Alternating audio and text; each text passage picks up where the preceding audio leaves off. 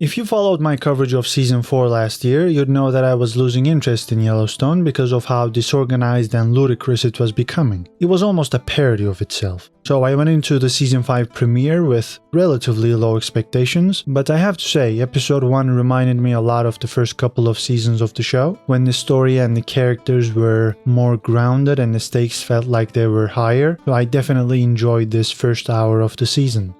Hi there mate, how's it going? It's Benja here, and this is a breakdown and review of Yellowstone Season 5 Episode 1 titled 100 Years is Nothing.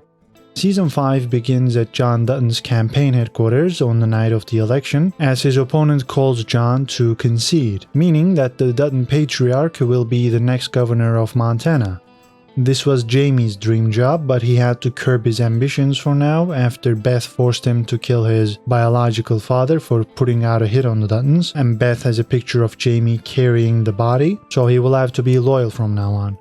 Even though Jamie offers to introduce John to his supporters, as well as former Governor Linnell Perry, who is now a senator, Jamie is clearly not happy about any of this. He and Beth keep giving each other hateful stares, and Jamie looks dejected whenever he doesn't have to smile for the cameras, which is something that catches the attention of Ellis Steele. Ellis works for Market Equities, who are building an airport on the Dutton Ranch thanks to Jamie and Linnell's betrayal back in Season 3. They plan to eventually build an entire city around the airport, but with John becoming the new governor, their project is in trouble, and CEO Caroline Warner is losing it because of that. However, Ellis finds a potential way out of this problem, suggesting that they use Jamie against his family, because he doesn't seem super chuffed about his father's victory. Caroline likes that idea, and she wants the gloves to come off now, so she tells Ellis to deploy someone named Sarah Atwood. Going back to the campaign headquarters, John gives a speech to his supporters and assures them that he'll preserve the ranching and farming way of life, and he will prevent Montana from becoming the rich man's plaything.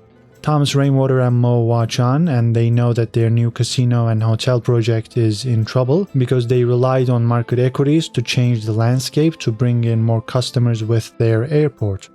So lots of positives at the start of this episode, mainly the fact that they have skipped the tedious campaign process and got to the actually intriguing part of this storyline, which is seeing how John will use his newly acquired powers.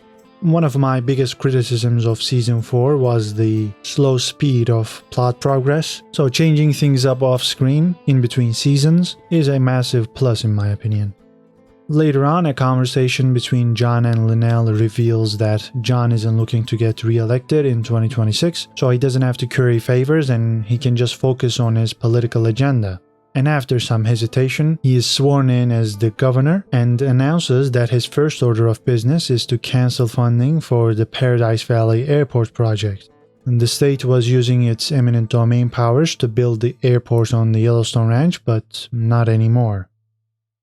John also reveals some financial measures that will hurt non-residents, affirming that Montana is not their playground. Quote, "We are not your haven from the pollution and traffic and mismanagement of your home states." End quote. I'm sure that sentiment resonates with some of you whose states are being flooded by people escaping mismanaged cities.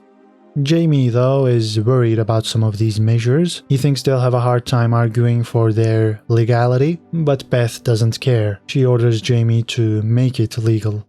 On the drive back to the ranch, Jamie tries to reason with his father by saying that the airport brings in $5 million a year, while the ranch loses $3, so he still doesn't get it at all. He's still thinking about the money. It is not about that. And because of that, John finally has enough as he goes on a rant about how they are an embarrassment to their ancestors who sacrificed everything to give them this life. And he asks Jamie to sacrifice his ambition and weak, self-loathing heart for the next 4 years and do everything John tells him to. Later on, John is hosting a celebration party at the ranch, and we see all the ranch hands having some fun. There's a hilarious scene where they joke about Jake wearing a dress, and Rip thinks they're serious and berates Jake. He doesn't want Jake to embarrass John, so that was some comedic relief and a funny exchange. During the party, Beth finds Rip watching from afar, and she joins him, and her mood is soon ruined when Rip talks about how he never worries about the future, but right now he kinda does. He thinks John is like Nero playing the fiddle while Rome burned. He believes that if John has to step up to the plate to preserve their way of life, if he's the only person left in Montana that can do it, they are already doomed. It is too late if it takes a person that hates politics to get involved to save their way of life. And Rip explicitly states that John is going to lose this place. That's the first of 3 worrying signs for the ranch and for John. The second is when he comes across Carter the next morning. And yes, that really is Carter, the same actor and everything. I had to check if that was the case because the kid looks like he aged at least 3 years. And that's the point John makes to Carter, saying that Carter is a living reminder of how much time he doesn't have. The third and final worrying sign involves Casey. He's been out near the Canadian border recovering some stolen horses, doing his duty as the livestock commissioner, but he has to rush back to Billings because Monica is having cramps and she's about to have the baby. She starts driving and Casey sends her an ambulance to pick her up at the halfway point. Sadly though, she can't get there. She's losing control because of her cramps, and there's a buffalo on the road, and a driver on the opposite side of the road is losing control trying to pick up some food, which inevitably leads to a car crash. John arrives at the hospital after learning about this, and Tate tells him that he had a brother, but he only lived for about an hour. Tate also reveals that they named him John, and this is the third sign that John isn't long for this world.